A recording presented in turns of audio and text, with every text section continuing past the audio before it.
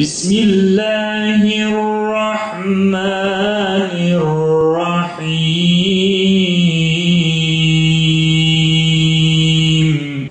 İnne hâzel Kur'âne yehdi lilletî hiye akvam.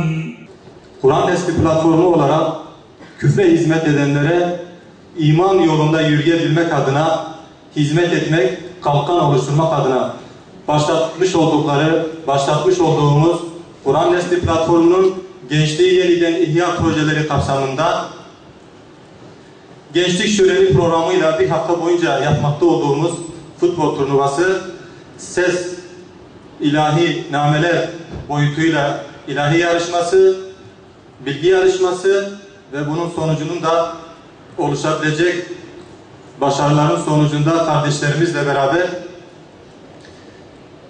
küfre hizmet edenlere imanı sadece camiyle ve namazla sınırlı tutup biz Müslümanların sadece camilerle mescide gidip gelen bizim sadece oralarda söz söylememiz gerektiğini söylemek isteyenlere Kur'an nesli olarak biz hayatın her alanında varız.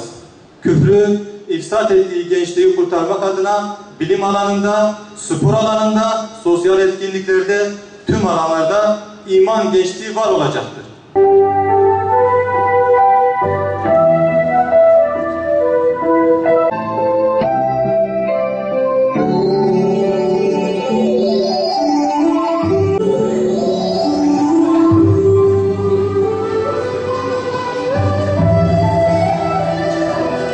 Muharrem ayı olacak.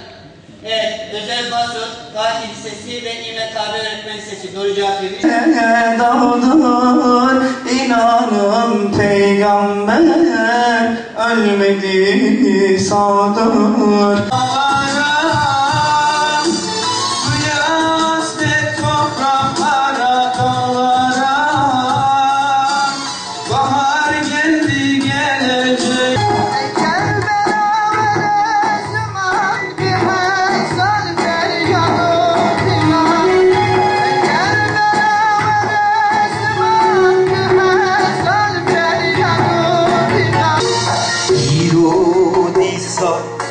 Hanginem es girtime ezmini yari girtime